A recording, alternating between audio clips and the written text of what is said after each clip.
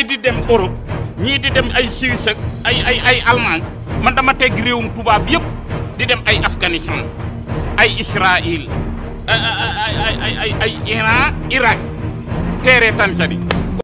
ma ne désordre mondial la ñuy def tey comme semaine passée danañ am ñaari sujet principal benn bi mooy réunion des BRICS bi nga xamante ne moom moo am semaine bii ñu génn ci Russie ak la fa jot a xew ak perspective yi nga xamante ne nii àdduna bi mu ngi koy xaar ci tournant bi nga xamante ne àdduna bi jël na ko ci jamono ji ñu toll. beneen bi mooy événement yi nga xamante ne moom mooy xew ci Moyen-Orient bi surtout xaw ma ndax yëg ngeen ko waaye démb Israël dafa lancé benn attaque contre l'Iran et ça suppose être sa réponse ci li ko Iran defoon ci le 1er octobre bi passé donc lancé nañu benn attaque boo xamante ne nii démb ci guddi la commencé ay 2 heures du matin ba ay 5 heures donc ça a pris environ 3 heures de temps alors commençons directement pour bañ a perdre du temps ci sujet bu njëkk bi mooy les BRICS ak réunion bi nga xamante ne moom moo fa amoon.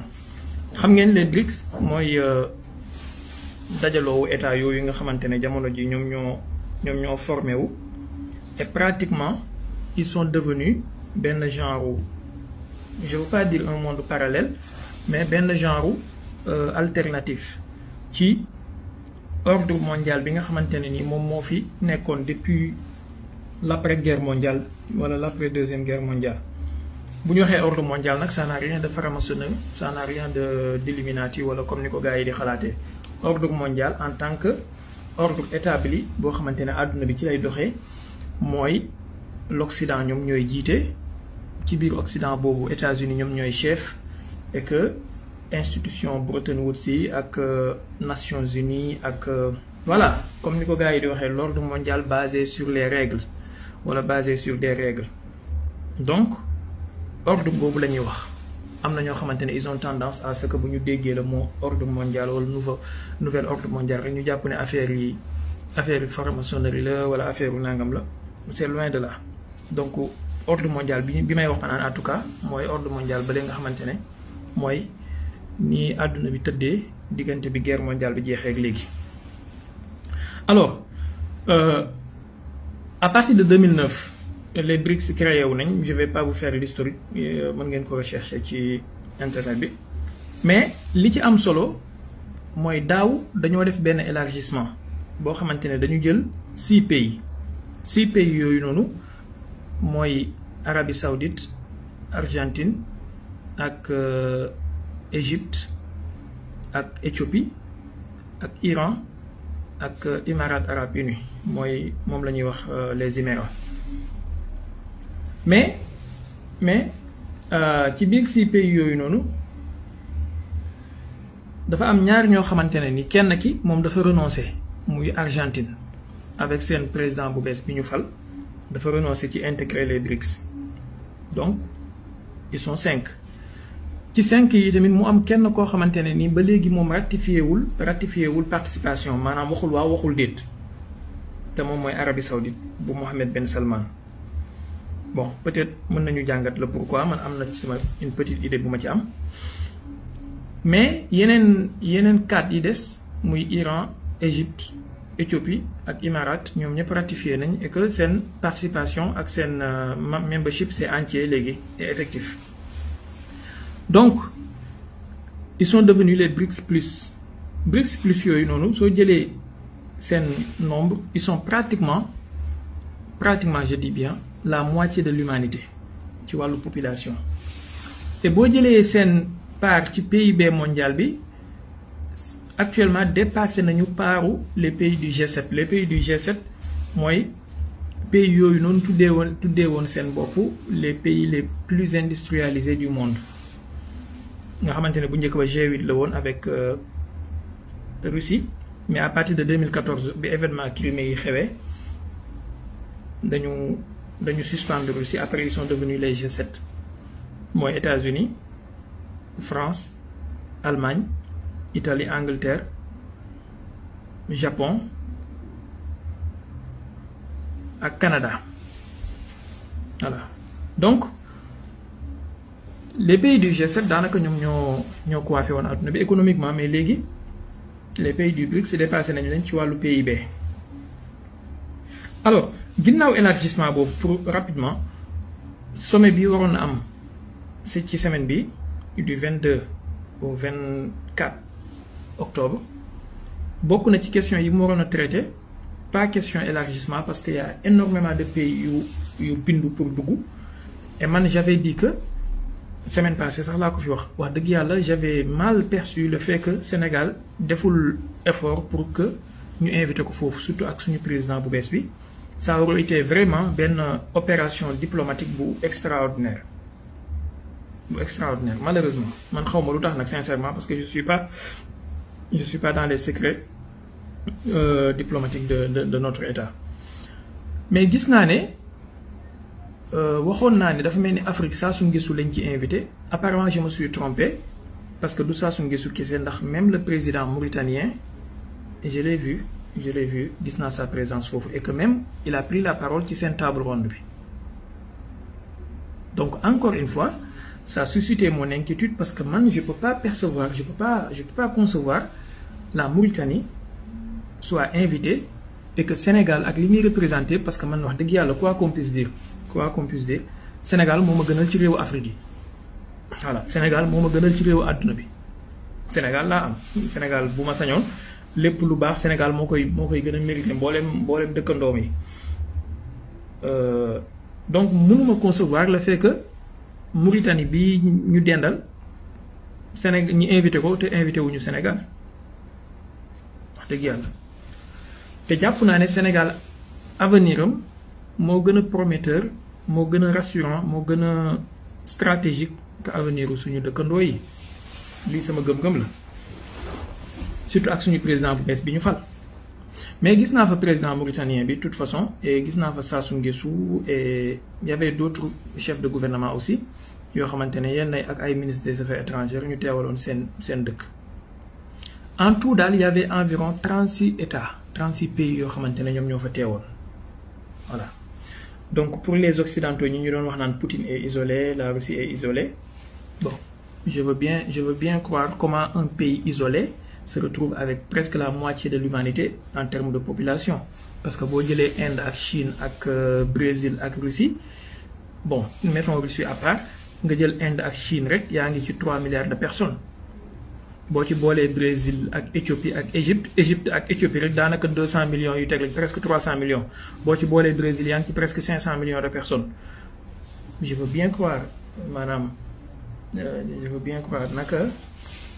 naka la pays bu isolé di mën a amee nu mu tuddati sacre diplomatique boobu noonu voilà et puis les occidentaux dafa mel ni am nañ lu leen naqadi lool parce que le secrétaire général de l'ONU Antonio Guterres dafa présent woon ci réunion bi ce qui est une première et que il était là pas pour Poutine mais il était là parce que ce sont les pays du BRICS parce que les pays des BRICS actuellement dañu représenter lu fort ci àdduna bi donc il était question cette année pour ñu discuter ci les méthodes de transaction financière ak itam xool affaire u question monnaie yeeg yu mel noonu bon il n'a pas été question d'avoir une monnaie unique parce que c'est pas une mince affaire mais xool panier de monnaie ak naka la ñuy fayee ak ban soubassement la ñuy am ndax dañ koy indexé ci or beeg yu mel noonu ci loolu lañ doon discuter ak aussi méthode de paiement yi parce que la Russie proposé woon nañ benn carte bu tudd BRICS Pay boo xamante ne yaakaar naa waxoon naa leen ko semaine passée boo xamante ne ni ça allait suppléer en quelque sorte les cartes Visa et Mastercard. Alors apparemment il y a quelques complications parce que Erdogan ak yeneen réew dañoo bëggoon bokk maanaam dañoo bëggoon ñu invité leen et visiblement la candidature de la Turquie a été pour l'instant la Turquie a été juste considérée comme partenaire. Il y a un certain nombre de pays qui sont considérés comme partenaires et ci Afrique dafa mel ni gis naa ci Nigeria ak Ouganda. Encore une fois le Sénégal. Encore une fois. Sincèrement, je ne comprends pas. Encore une fois le Sénégal. Donc, j'aurais préféré que maa ngi jéggalu ci mbokk yi wax ma lire commentaire yi su ma toppee commentaire yi mën naa perdre sama fil. Je préfère continuer ba pare après doog a ñëw ci commentaire yi maa ngi leen di ziar by the way yéen ñëpp. ma ne encore une fois le Sénégal parce que suñu demee ba on comprend Nigeria moo ëpp doole Sénégal économiquement moo ko ëpp doole ci wàllu démographie du moroomu Sénégal en fait. Nigeria ak Afrique du Sud ils sont les 2 géants de l'Afrique wala ak Égypte ils sont les 3 géants de l'Afrique. mais quand même Ouganda bu ñu demee ba koy boole ci pays partenaires des BRICS le Sénégal sincèrement lii permettez-moi de le dire c'est pas une question de politique ou quoi que ce soit mais j'en appelle à ñi nga xamante ne ñoo jege suñu premier ministre bi muy Ousmane Sonko ak ñi nga xamante ne ñoo jege suñu président bu bees bi muy Bassirou Diomaye Faye te mën koo waxal mu dégg xam naa ne ñoo ma ëpp xel ñoo ma ëpp xalaat ñoo ma ëpp xam-xam ñoo ma ëpp vision mais dama leen di ñaan tournant bi àdduna bi toll tey ak fi BRICS toll ak seen avenir maanaam Sénégal warta seetaan ay réew yu mel ni Ouganda ak yeneen réew ci Afrique di ko ci ëpp positionnement lu ñu mën a wax lu ñu mënti wax dëgg la jouer l'équilibrisme baax na avoir de bonnes relations avec monde bi yëpp baax na man mii loolu laa gëm loolu laay prôné mais dafa am avenir u àdduna bi fu muy jëm te loolu képp kuy stratège wala ngay visionnaire mën nga ko percevoir soo ko percevoirul rek mooy war ngaa lem say kii nga dellu ci école jàngi avenir u àdduna bi Asie la ak Afrique mais ci wàllu mbooloowu état maanaam ay groupement wu état avenir u àdduna bi BRICS la les pays du BRICS ñoom ñoo am avenir u àdduna bi. Je vous demande de faire juste une petite comparaison ci diggante les pays du BRICS wala des BRICS ak les pays des G7 maanaam boo xoolee ci wàllu population ak ci wàllu économie ak ci wàllu avenir amul y a pas photo comme on dit y a pas photo. Imaginez bu fekkee ci wàllu population la actuellement en 2023 jàpp 2024 les pays du BRICS dépassé nañu les pays du G7 bu fekkee ci wàllu économie laa bëgg a wax PIB mais bu fekkee ci wàllu population là y a même pas photo parce que les pays du G7 ñoom ñëpp soo leen boolantee ils sont environ 700 millions de personnes. Donc je reviens ci li ma doon demander à suñu état bi ngir yàlla ñu bàyyi ci xel réunion yu mel nii ak sommet diplomatique yu mel nii Sénégal dafa war a teew suñu président dafa war a teew y a pas amul excuse Sénégal dafa ñàkk président amul excuse tey lu mel ni Ouganda ñu koy considérer comme pays partenaire des BRICS alors que le Sénégal nekk fi ak avenir bi mu am yépp ci wàllu jeunesse ci wàllu potentialité ci wàllu économie ci wàllu pétrole ak gaz ci wàllu ak sax ci wàllu paix maanaam stabilité bi nekk ci Sénégal voilà donc je pense que peut-être am na ñu koy xalaatal ñu ma ëpp xam-xam fuuf am na ñu koy xelal ñu ma ëpp vision fuuf mais daal nañu gën a bàyyi xel ci yenn yi daal. Voilà. Les institutions de Bretton Woods ñoom ci seen bopp fi mu toll nii ils sont en pleine panique parce que lan mooy li xew mooy ñëpp xalaatoon nañ ne ci li ñu yaakaaroon les pays du BRICS ci seen sommet bi dañuy ñëw jël ay mesures fortes voilà jël nañ décision que dootuñu utiliser le dollar nangam ak nangam c'était mal connaître les gens qui dirigent les pays des BRICS surtout Russie ak Chine ak Inde. En fait, ce sont des gens extrêmement intelligents.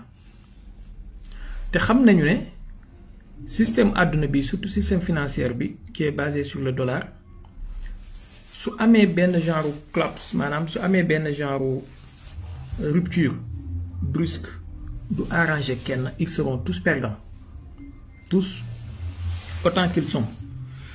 Donc non mais les pays des BRICS font plus de 2 milliards d'habitants. Qu'est-ce que vous dites? Madame, Inde et Chine, ils sont presque 3 milliards, on est 2 milliards. Non. Inde et Chine, ils sont presque 3 milliards. Regardez encore vos chiffres. Les pays des BRICS, ils sont environ 4 milliards d'habitants. Environ 4 milliards. Voilà. Ce n'est pas 2 milliards. Parce que Inde et Chine, il y a presque 3 milliards.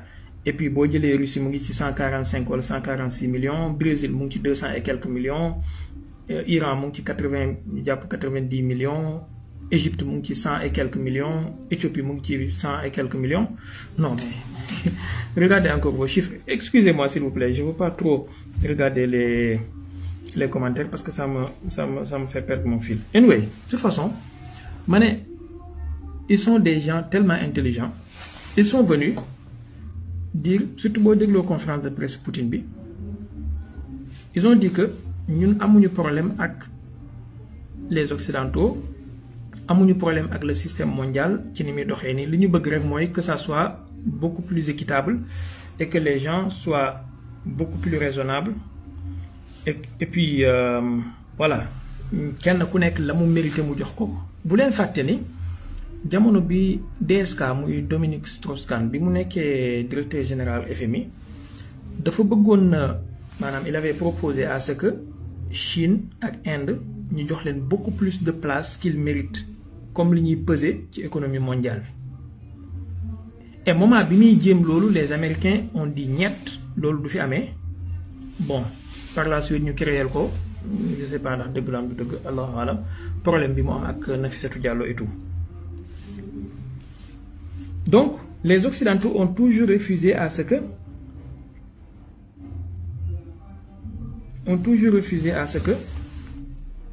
les pays des BRICS ñu am intégration ak li ñu mérité ci doxalinu àdduna bi parce que il est impassable boo jëlee réew mu mel ni Inde ak li muy représenté parce que Inde actuellement en matière de PIB mondial ci wàllu parité de pouvoir d'achat Inde à elle seule représente 7% du PIB mondial, 7%. Donc ce n'est pas une mince affaire. Donc, ils ont mis la balle dans le camp des Occidentaux parce que d'ici un mois, le sommet du G20 de Fayam, Brésil lay amé. Donc ils vont essayer de voir comment les Occidentaux vont réagir. De deux choses l'une. Soit Occidentaux ils ne wa légui accepter nañu, voilà, on va jouer équitable et que kenn ku nek di nga am li nga yello ci aduna bi. Dans ce cas, les BRICS ont gagné. Soit les Occidentaux s'entêtent, dire que oui, on va continuer avec notre hégémonie, notre voilà, hyperpuissance et notre tout et tout. Et dans ce cas, les pays des BRICS pourront dire au reste du monde que voilà, vous avez vu, nous on a voulu coopérer, on a voulu collaborer, ils ont refusé, ils ont voulu nous dominer, donc on va créer le système alternatif que nous avons voulu. Voilà. Donc, dans tous les cas, c'est un jeu tellement intelligent, et c'est pourquoi, souvent, géopolitique et politique, comme jeu d'échecs, documents.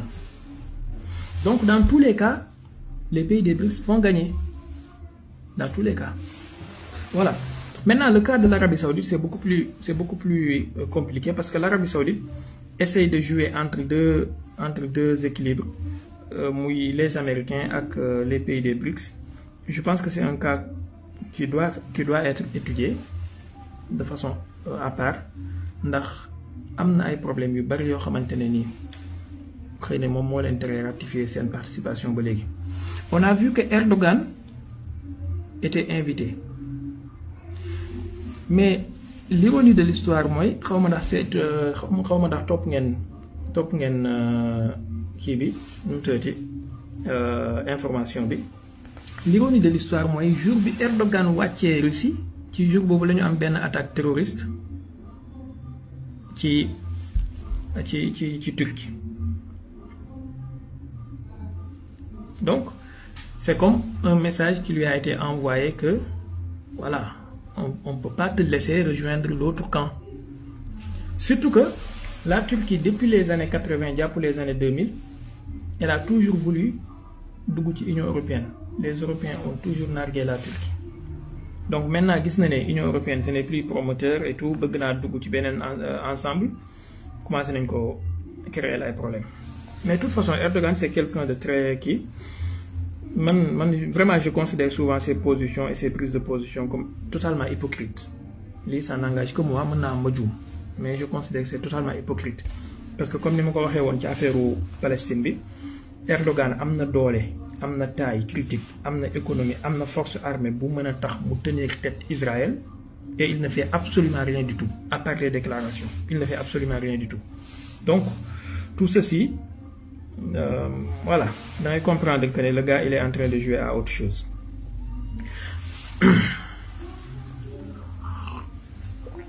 Mais quand même, c'est intelligent de sa part, d'essayer de se rapprocher des BRICS. Alors, c'est le premier point. Donc, pas de mesure phare pour maintenir un système de paiement. En tout cas, système c'est un travail de longue haleine. Et puisque ce sont des gens intelligents et ce sont des pays solides économiquement et démographiquement, ils ne réagissent pas comme les Occidentaux du tic au tac. Madame, c'est une réaction, c'est pas dicté par les émotions. Donc, les poules c'est à long terme, vision moyen à long terme. Man lolu moma gëna neex ci seen mbir en fait. Donc duñu ñëw rek di réagir du tic au tac def nga nangam dañuy def nangam. Non, ils prennent le temps, ils réfléchissent avec les équipes, avec leur équipe, avec leurs techniciens pour mettre quelque chose de solide sur la table nga xamné buñ ko tégué pour lu ko dindi du yomb. Bu ngeen xolé Russie depuis 2022, sanctions, des dizaines de milliers de sanctions yu ko occidentaux yi teg yépp ba légui ni amna sanctions yo xamantene Russie tontogu ci ba légui. Manam on est presque à 3 ans 2022 ba légui, mais ba légui amna sanction yo xamantene Russie tontogu ci amna yenn yo xamantene tontu na ci ndank lolu yep lu muy wone moy nit ki souvent bu ñëwé di la provoquer, bu ñëwé di la wut comme li ma sama yaay doon wax ndeysaan ku ñëw pour xeex ak yow soo fexee ba xeexu leen yaa gagné. Donc ku ñëw pour déstabiliser la économiquement, ku ñëw pour déstabiliser la stratégiquement wala géostratégiquement, soo fexee yow ba déstabiliser wu la rek yaa gagné. Ça doit être un objectif et ça doit être une réflexion boo xamante ne ni état bu nekk war na ko am et que population bu nekk itam war na ko am. Boo fexee ba déstabiliser wu la yaa gagné. Et naka ngay fexee ba du la déstabiliser mooy yow da nga am objectif boo bëgg a suivre. Da nga am objectif boo bëgg a suivre à moyen et à long terme. Donc quelle que soit agitation, quel que soit bruit yi nga xamantene sa adversaire géopolitique wala géostratégie mu ngi koy def yow suy comme ni ko Ousmane Sonko doon waxee soit focusal yow ci sa objectif yow fii nga bëgg a yegg fexeel ba yegg fa. That's it. Voilà. Et le reste nga bàyyi ñeneen ñi ñu nekk di coow di wax et puis le résultat parlera de lui-même. Parce que ce qui est sûr mooy cette domination mondiale bi occidentaux yi amoon depuis la fin de la deuxième guerre, domination bi ñu amoon ci àdduna bi, c'est une page tournée qui est irréversible. Et ñoom xam nañu loolu. D'abord boo xoolee sur le plan de richesse ci wàllu matière première, maanaam les pays des BRICS ñoom ñoo gën a riche seen sous-sol yi ci wàllu matière première. Parce que déjà Venezuela mu ngi ci porte bi di tapé. Venezuela c'est la première réserve mondiale en pétrole. Bolivie mu ngi ci porte bi di tapé. Mais plein de pays boo xamante ne boo gisee liste bi da nga yéemu ci yàlla ñëpp a ngi ci porte bi taxaw di xaar.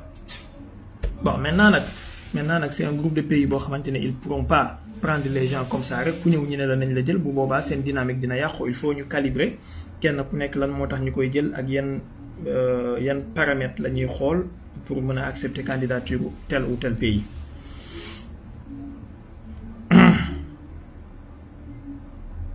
En tout cas yàlla na yàlla sàmm Sénégal ba mu bokk ci ensemble de pays bi nga xamante ne ni ils seront les gagnants.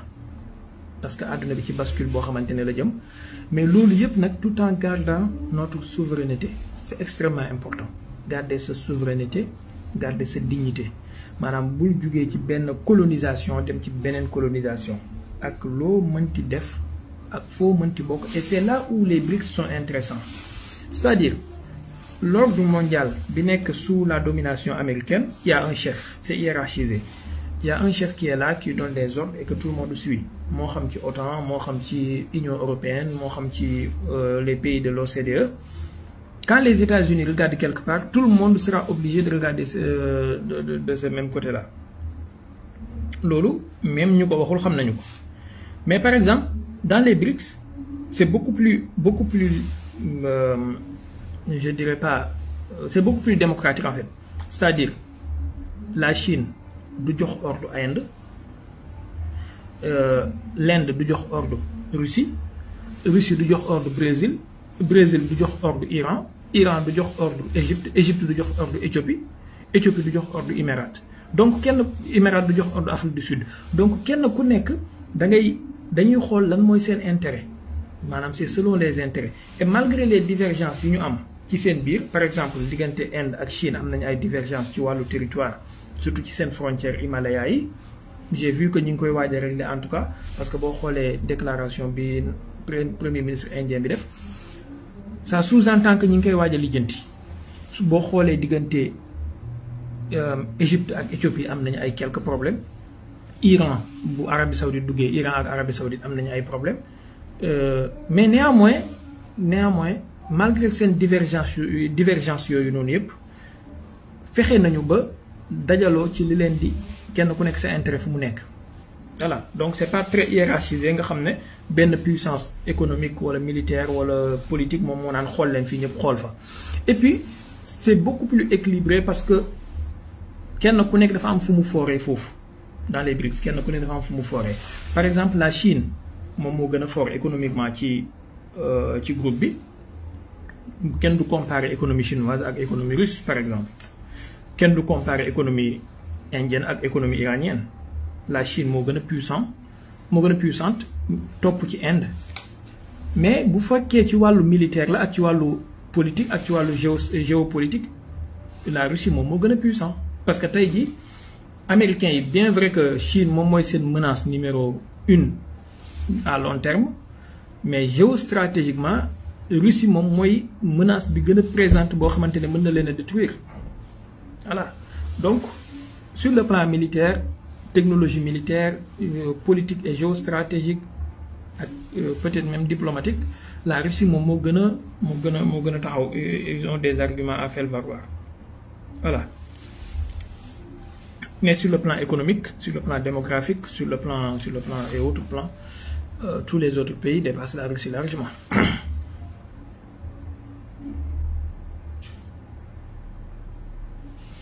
Alors deuxième point bi mooy liy xew ci Moyen-Orient bi je disais que dañu war a gàttal après ñu kii li xew ci Moyen-Orient bi on a vu que hier Israël dafa mel ni attaqué na Iran xam ngeen ne Iran attaqué woon na Israël le 1er octobre bi passé léegi ñëpp duñ doon xaar Israël lan lay def. Le premier ministre israélien a beaucoup fanfaronné sur voilà ils vont détruire l'Iran, Iran a commis une erreur monumentale, ils vont regretter nangam ak nangam. Tout le monde s'attendait à quelque chose d'extrêmement important boo xamante ne nii dafay dévastatrice et tout. Qu'est-ce qu'on a vu? Une réponse qui a duré sur 3 phases en 3 heures de temps. Après ñu ne pare nañu. Force est de reconnaître que dëgg la censure militaire am na ndax on n'a pas eu des images yu claires quelques rares images yu ñu am mooy image yoo xamante ne nii DCA iranienne bi moom mooy nekk en action avec des menaces aériennes mais on n'a pas eu aussi beaucoup de visibilité sur qu'est-ce que Israël a utilisé. Israël a juste dit Israël dañoo wax seulement que utiliser nañ environ 100 avions.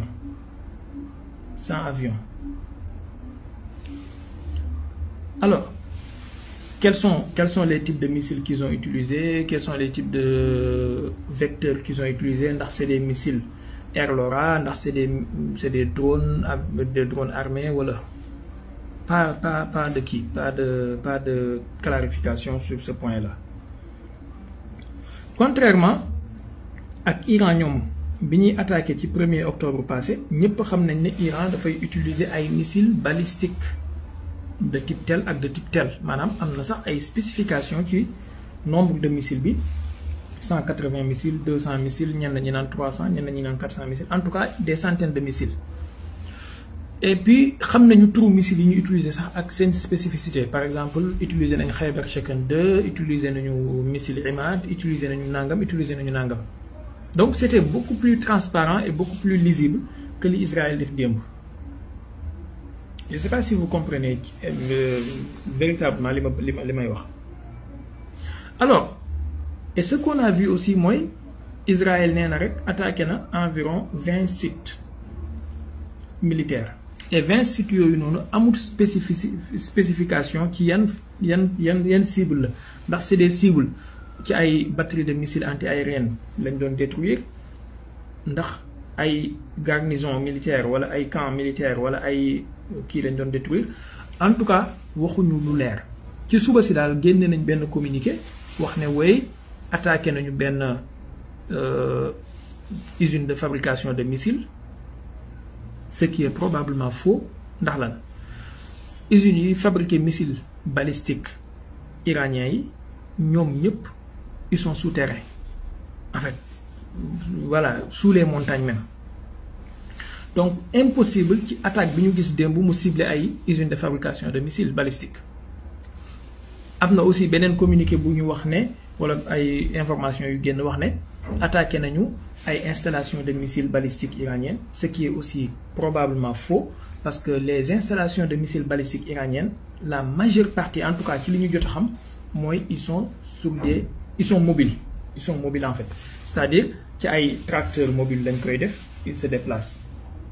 Et nous savons tout ci wàllu stratégie militaire, xam nañu type d'installation ils sont beaucoup plus difficiles à cibler.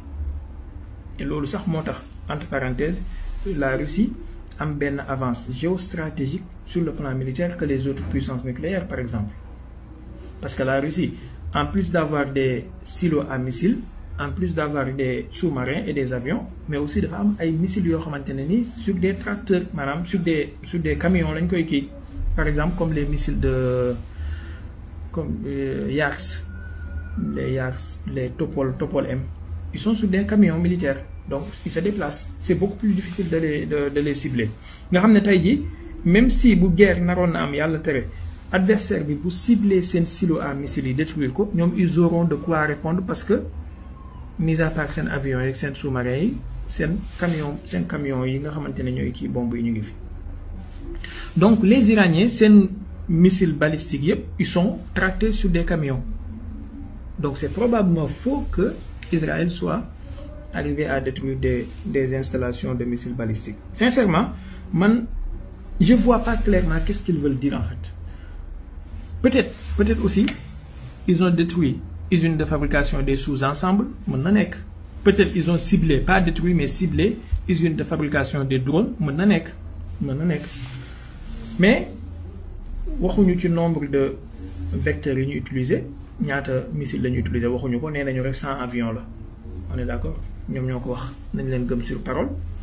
Aussi, waxuñu yan qualité missile lañu utiliser wala yan puissance la am, manam missile bu nek tête de puissance ki bi ñaata la.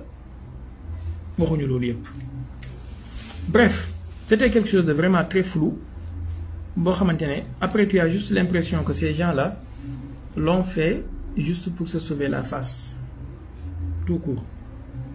Ils l'ont fait juste pour se sauver la face.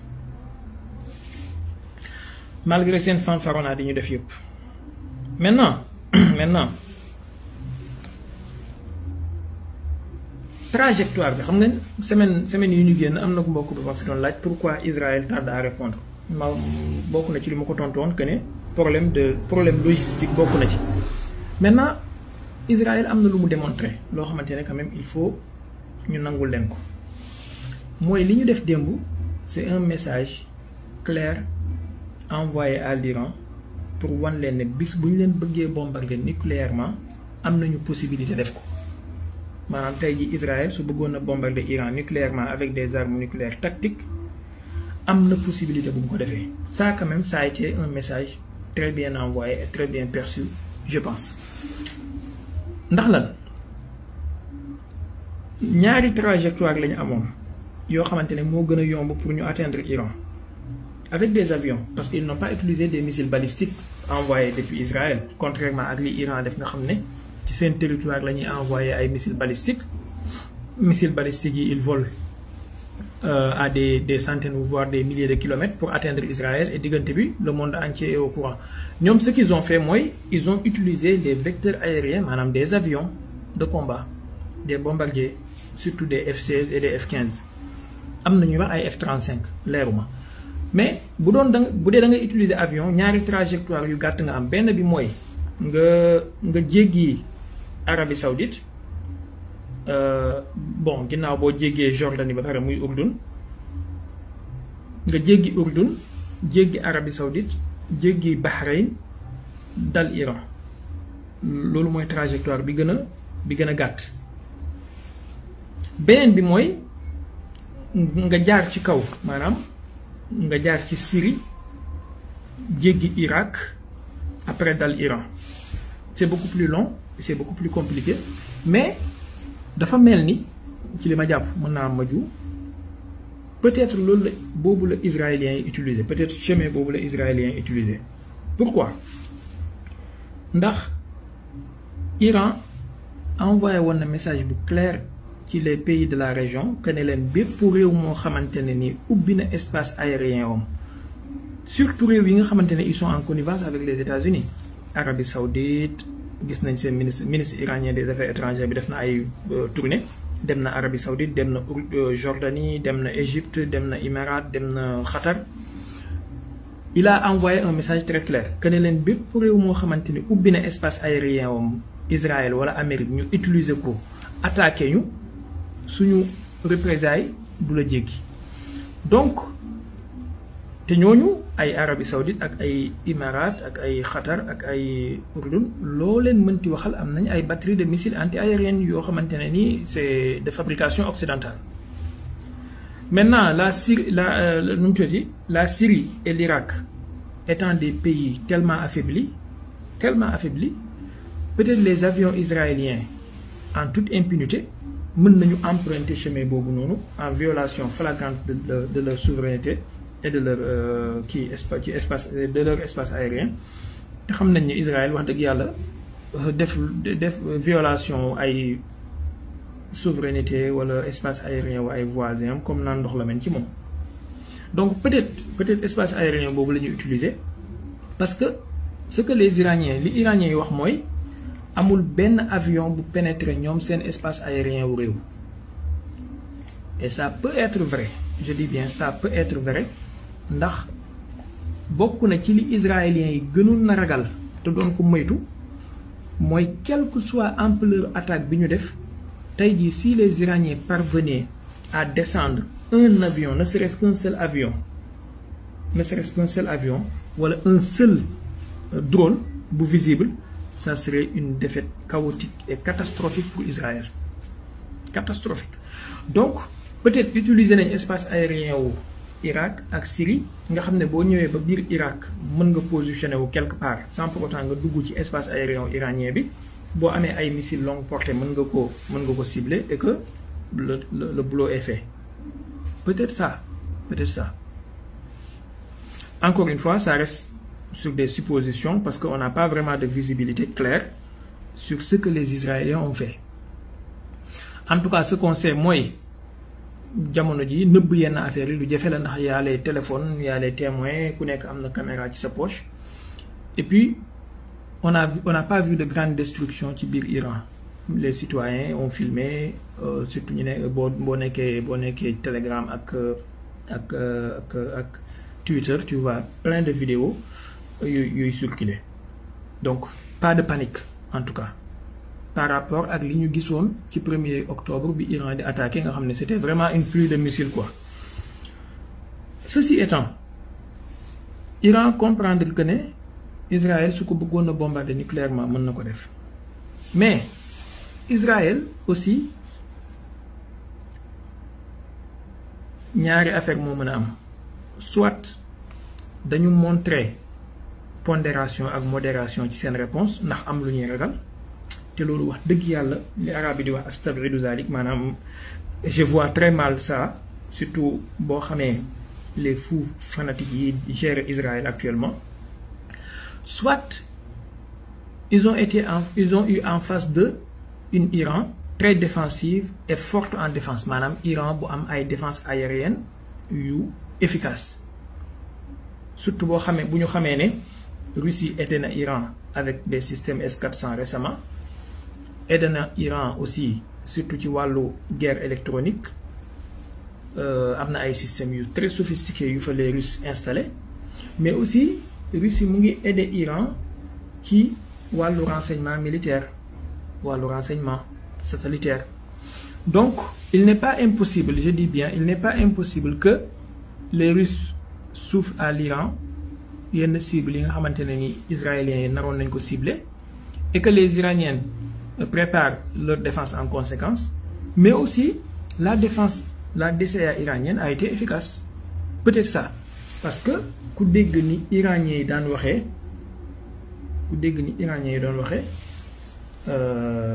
on sait que ni israéliens doon waxee kon du moins on sait que naruñu woon jàmm en fait naruñu woon jàmm voilà donc deux hypothèses soit américains yi dañu wañ loxo israéliens yi pour ñu def lu xelu pour bañ leen a yàqal seen élection yi ndax am na loo xamante ne suñu ko defoon am na ay sites yoo xam ne suñu ko attaqué woon doon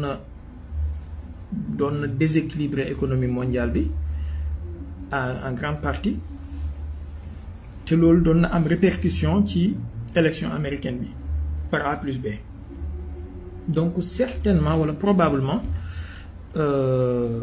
duut ay pression yu Amérique def wala yu européens yi def de toute façon ils sont incapables de faire quoi que ce soit par rapport ak Israël ndax Israël c'est eux qui dirigent Israël lu mu bëgg a def maa tey lay def kenn mënu ci dara voilà Israël su doon déglu kenn konoon ba tey am na yenn yëfi dof yoo xam ne du ko def. Deuxième hypothèse mooy la défense anti-aérienne iranienne a été efficace et a su se défendre courageusement man je pense que hypothèse boobu moo gën a plausible Troisième chose mooy et ce qui est très important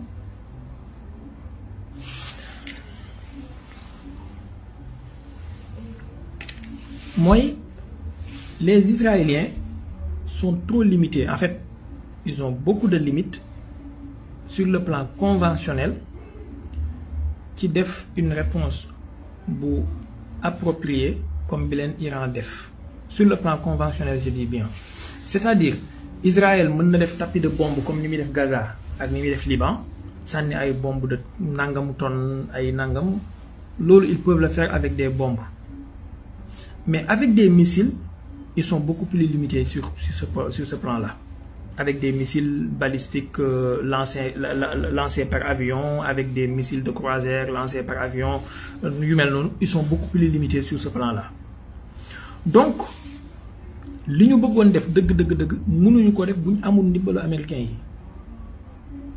benn seul choix moo leen dese mu nekk une question nucléaire nga xam ne dañuy ñëw et que tout le monde en périt mais Iran ils ont une force conventionnelle qui peut désarmer Israël c'est-à-dire désarmer Israël quand je le dis mooy tey jii Iran mën nañu envoyer benn salve de 2000 missiles par exemple ça c'est pas un problème Iran mooy 4e pays en matière de missiles balistiques ci àdduna bi Russie Chine États-Unis Iran mooy 4e bi loolu ñi xam nañ li may wax en fait surtout que missiles yi muy utiliser la plupart moo koy fabriquer boppam donc am nañu benn autonomie stratégique sur ce plan-là donc tey Iran envoyé benn salve de 2000 3000 missiles du dara ci ñoom et surtout des missiles des missiles bon marché yoo xamante ne ça ne coûte absolument rien du tout, avec des drones yoo xamante ne ils auront pour rôle de saturer la DCA ba nga xamante ne la défense anti-aérienne danañu utiliser seen missiles yëpp bourré après les autres missiles ñëw. Donc ils peuvent très bien calibrer et lancer benn salve de 2000 3000 missiles d'un seul coup. Maintenant bu ñu envoyé benn salve de 2000 3000 missiles ci ay cibles yu stratégiques, Israël c'est un pays qui n'a pas de profondeur stratégique. Israël c'est un pays qui n'a pas de profondeur stratégique. C'est-à-dire Israël ça fait à peu près 22 000 à wala 21 000 et quelques, voire 22 000 23 000 km². Je parle de mémoire, mais à peu près c'est ça. Disons avec bu ñu ko arrondir 23 000 km². Donc 23 000 km², Iran fait presque 3 fois la taille de la France. 3 fois. Donc bu ñu ciblé seen centrale nucléaire yeeg centrale thermique yeeg centrale énergétique yeeg seen bassin yeeg seen maanaam Israël est paralysé en 30 minutes. En 30 minutes Iran mën na paralyser Israël. loolu moo tax ma ne Iran am na force conventionnelle bu mën a désarmer Israël te loolu israéliens yi xam nañ ko. te loolu moo tax saa yi bu ngeen gisee comme ni alxuraan di wax yaxsibuuna kulla sayhatin alayhim humul aduwwu fahzarhum qatalahumullah. waxuma ne aaya bi ci ñoom la wàcc mais dama ko ci maanaam boo gisee benn drone bu gën a ndaw sax bu naawee vers Israël occidentaux yeeg américains yeeg ñëpp ay jaxasoo benn drone bu gën a ndaw benn drone maanaam tey ji Hezbollah par exemple wala outils yi nekk Yémen 5 drones benn ñaari ñeent juróomi drone suñ ko envoyé vers Israël tout le monde s'inquiète en l'Occident. di nga gis déclaration wu France di nga gis déclaration wu Angleterre di nga gis déclaration wu Allemagne di nga gis déclaration wu Maison Blanche ak Pentagone. Pourquoi ça? Parce que xam nañ ne réew mi c'est un tigre de papier, c'est-à-dire amul benn profondeur stratégique et ils sont tellement faibles, sérieusement tellement faibles stratégiquement que porter leen ay coups yu fatal lu yomb la mën nañu nag ils peuvent faire nu mu tuddati ils peuvent faire mën nañu def acte de violence inouïe contre des adversaires qui sont sans défense. Par exemple jël des centaines de tonnes de bombes balancer ko sur des immeubles d'habitation, ils peuvent le faire sans problème parce que fexe nañu ba seen voisinage bi amu ci benn réew bu am DCA bu dëgër. Par exemple Liban, l'armée libanaise n'est même pas existante en fait. État bi Liban ana état am xamuñu kan mooy président bi kan mooy nangam bi. Iran amul kii kon Liban amul benn DCA. Hezbollah moo fa nekk li Hezbollah mën ci défendre Liban la armée libanaise bi mënu ko. Syrie wax noppi détruire nañ réew mi comme ça. Arabie Saoudite ak Jordanie ay collaborateurs lañ. Voilà. Donc seen avions yi ñoom Israël ils ont la supériorité aérienne totale par rapport ak seen voisins yi. Donc ils peuvent survoler l'espace aérien de leurs voisins 124 000 fois par jour su leen neexee. J'extrapole mais voilà je caricature. Mën nañu survoler seen espace aérien voisin yi 124 000 fois suñ ko bëggee ci benn journée. Maintenant quand il s'agit d'un adversaire beaucoup plus redoutable comme Iran bu am DCA bu am force militaire conventionnelle bu am ay missiles, là la tâche devient beaucoup plus compliquée. Là ça devient du sérieux quand même.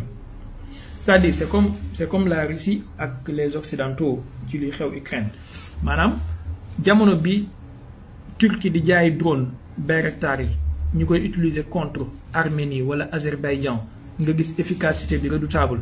Jamono bi occidentaux yi di utiliser par exemple France ak seen canon César boobu noonu wala américains yi ak seen missile HIMARS yeeg yooyu jamono bi muy efficace mooy quand il s'agit des adversaires yu mel ni ay Taliban yeeg ay Boko Haram ak ay Mali ak ay Burkina Faso ay Syrie ay Arménie.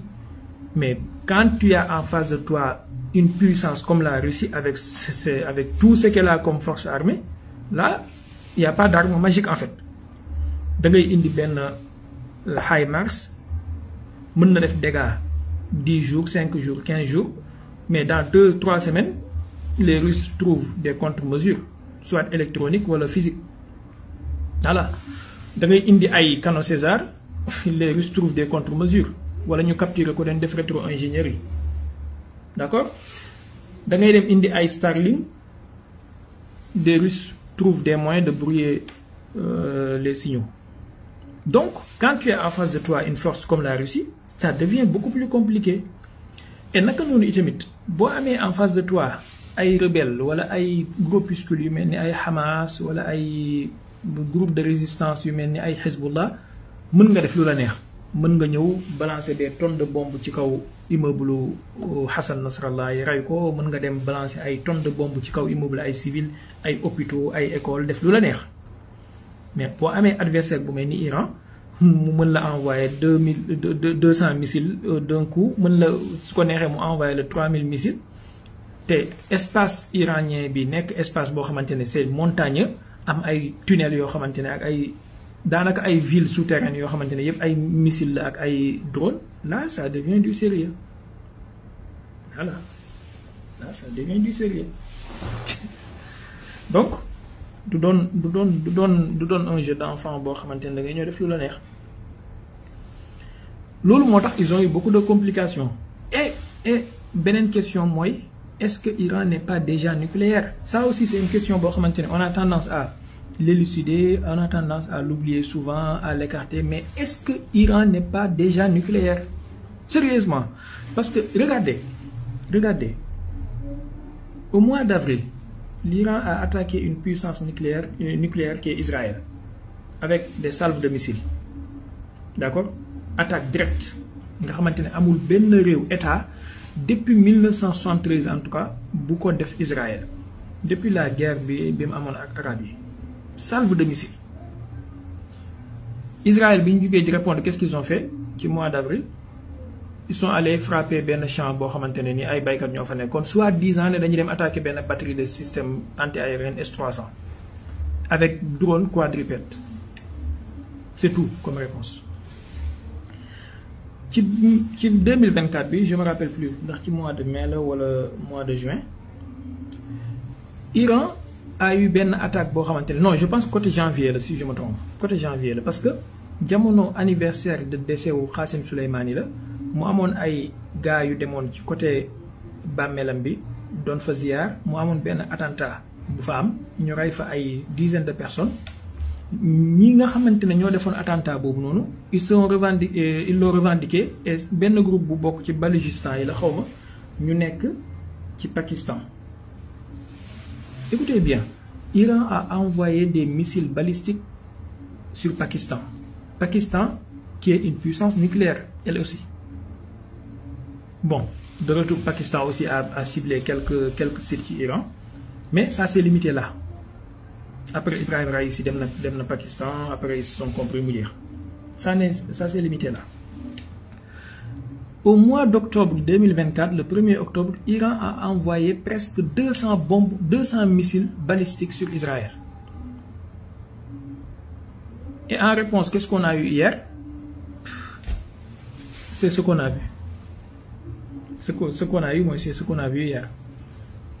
Fanfaronnée, à la fin, at the end of the day, comme les Anglais disent, la montagne a accouché d'une souris.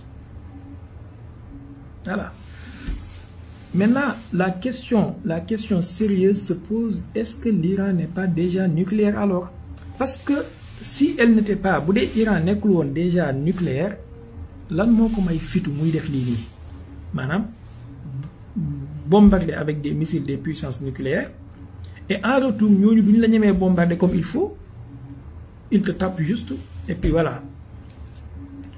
Peut-être, Allahu alam, peut-être dafa am réew yooyu ñoom lu ñu xam par rapport ak l'Iran loo xamante ne le reste du monde dañ ko ignorer wala ñun dañ ko ignorer parce que ce qui est sûr mooy si l'Iran est déjà nucléaire c'est que ça n'est fini maanaam attaquer Iran frontalement moom boobaa xaru moo koy def surtout li ma leen fi jot a wax léegi ci profondeur stratégique ak capacité de missile ak quantité capacité d'envoyer des salves de missiles yoo xamante ne ni ça peut raser un pays d'un coup et surtout léegi bu ñu demee ba yokku ci ay missiles hypersoniques ça devient beaucoup plus sérieux mais tamit il faut pas se leurrer. Iran a d'énormes difficultés, surtout en ce qui concerne son intérieur, sa politique intérieure et tout, avec des groupuscules ils sont très perméables, qui n'est qu'un agent double et tout. Il était le vice-ministre de la défense iranienne, dañ ko japp mu nek agent israélien, finalement il a été pendu, peine de mort, ñu pendre ko. Anyway, légui attaque bi Israël def, on a vu des déclarations. Man bi ma ci gëna halluciné manam une déclaration ahurissante c'est celle du premier ministre d'Angleterre. Qu'est-ce qu'il a dit?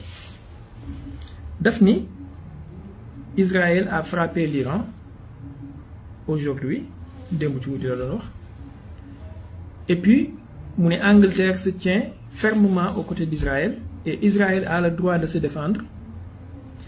À la seconde qui suit, le gars nous dit Iran n'a pas le droit de répondre. Madame, Iran ne doit pas répondre. Iran should not respond. Ces gens sont des illuminés en fait, sérieusement. Ces gens sont extraordinaires. Imaginez la façon de dire. Madame, Israël attaque l'Iran. Nous soutenons Israël. Israël a le droit de se défendre. Iran n'a pas le droit de répondre. Dans quelle planète on est? Comme Nico Poutine dit, vous êtes qui en fait? Qui êtes-vous?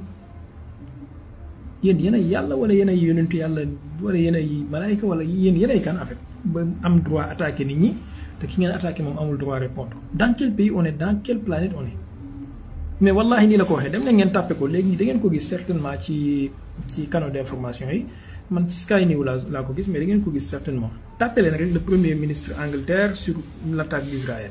Di ngeen ko gis mu ngi sol benn chemise bu noir bi mu koy wax.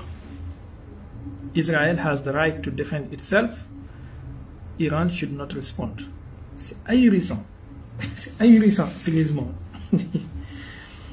Mais bon, ils sont ce qu'ils sont. Mais leen ko nangul rek. Dafa am benn waaye bu doon wax ne ñaari yëf ñoo amul limite mooy l'univers ak la bêtise humaine. Voilà. La bêtise humaine n'a pas de limite et ça c'est une bêtise quand même. Léegi nag lan la attaque bi mën a jur mooy ce qui est sûr, l'Iran elle ne se laissera pas faire.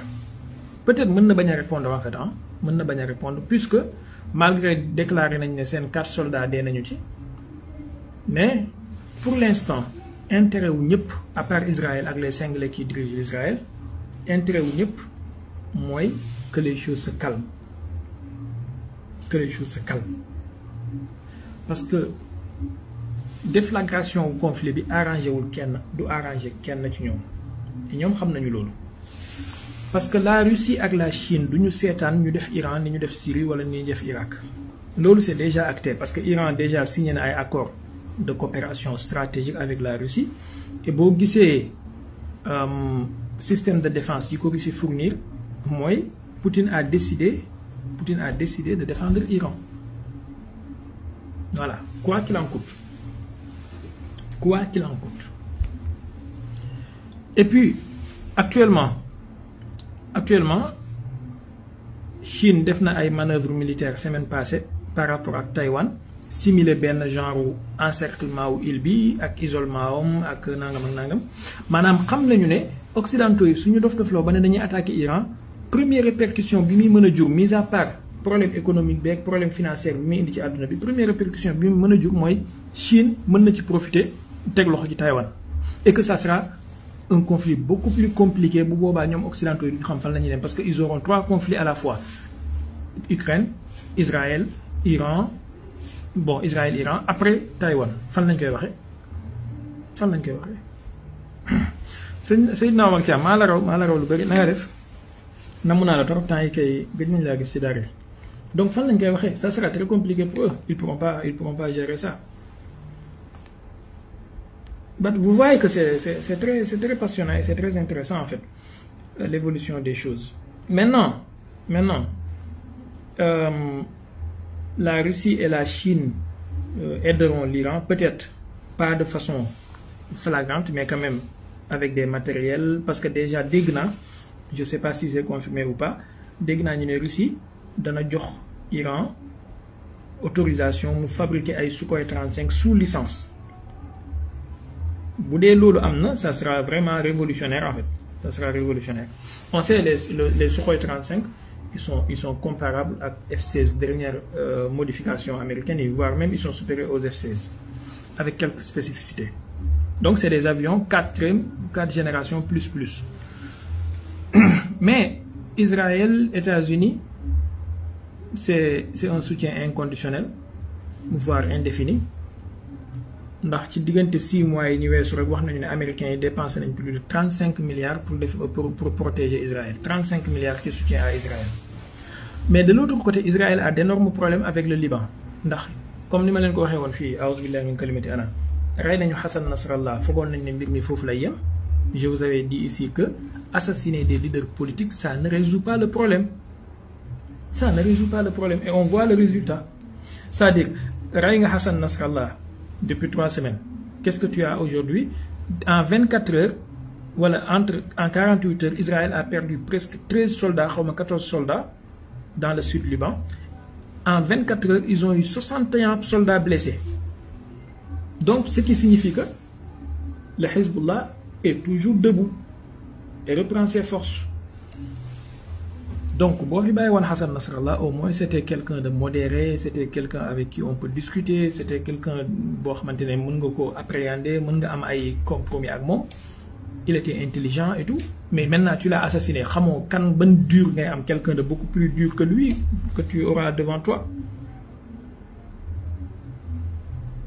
Voilà le résultat. Quand on est un dirigeant qui agit par émotion, qui agit par fougue, qui veut faire peur, et la géopolitique, c'est pas comme ça. Il faut pas essayer de faire peur aux gens parce qu'actuellement dans le monde, on peut. Quel monde tu la regardes en fait? Quel monde tu la regardes? Il faut essayer d'appréhender, d'amadouer les gens. Voilà, naxante ak nit ñi bañu kii la.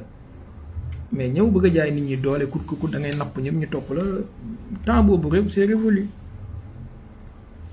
Maintenant le Hezbollah mu ngi nekk fii di infliger Israël défaite bu toll inama sabilu kenn xamul wax dëgg yàlla maanaam ils ont perdu d'énormément de chars de matériel militaire de soldats et Israël suñu demee ba reconnaître que ils ont perdu 14 soldats en 48 heures. Imaginez malgré la censure militaire bi am 14 soldats bu ñu demee ba wax ko mooy ne soit sûr kitaabul ne nombre bi ëpp na loolu et pourtant fanfaronnaa dañuy def yëpp ci ne rey nañ Hassan Nasrallah rey nañ Fouad Choukro rey nañ Ibrahim Aqil rey nañ Ali Karki rey nañ Mahmoud Sourour rey nañ diw quel est le résultat at the end of the day? Zéro. Tu as le Hezbollah actuellement qui t'inflige des défaites. Il faut être intelligent. Maintenant da nga leen doon dégg fan yee ñu naan dañuy rey Ali le guide suprême iranien là mais boo ko reyee tu sauras pas lequel dur ban façon homme intraitable ngay am devant toi après bu gën a dur xamee ne bu gën a carré gën a fanatique. Parce que ce qui est sûr et certain mooy actuellement défaire Iran militairement c'est impossible à moins que guerre généralisée am avec des armes nucléaires et tout et puis Iran du am soutien aux Russie ak Chine mais bu dee ci ni situation bi di demee la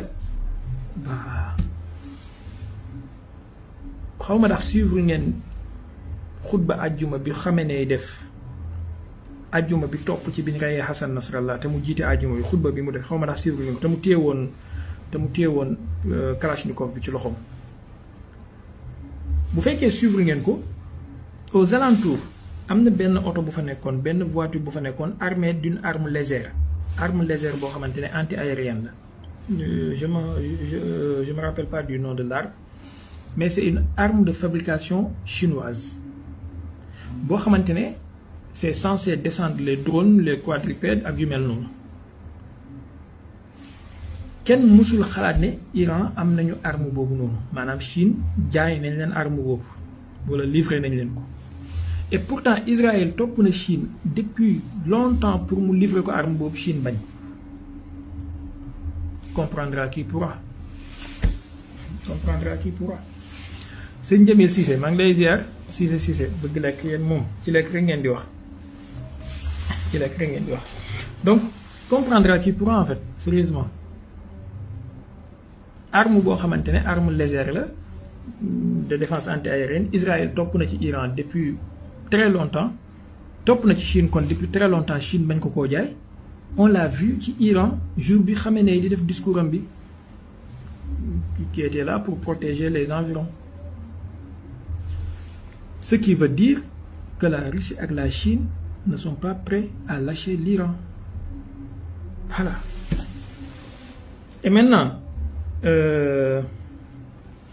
l'attaque Iran attaque Israël contre l'Iran n'est pas si important.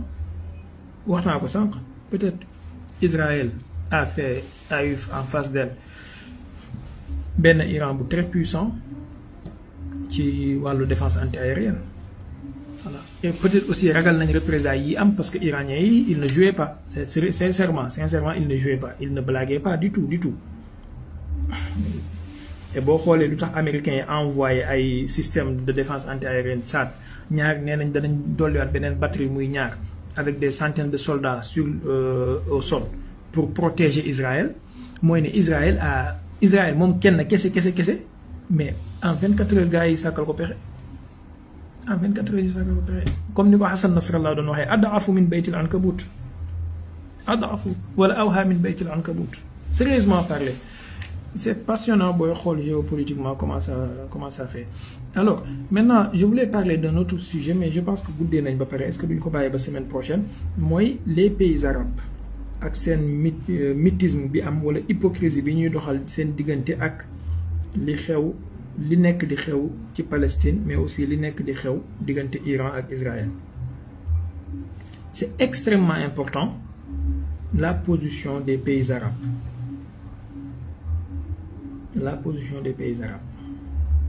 Ak sax le monde arabe, les arabes de façon générale.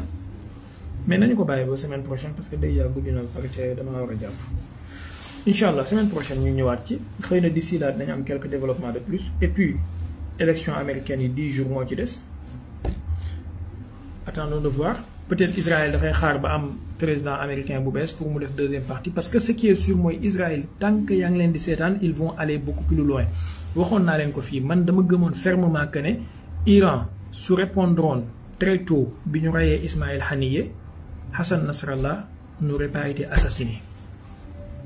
Le retard bi Iran am ci réponse par rapport ak assassinat wu Ismaël Haniyeh bokk na ci li may Israël fit mu dem assassiné Hassan Nasrallah man lii laa gëm.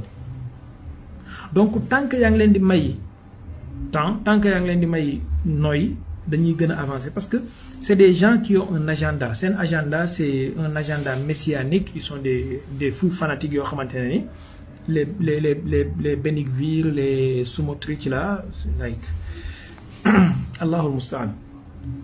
Ala yitihal les pays arabes ils sont dans une hypocrisie indescriptible.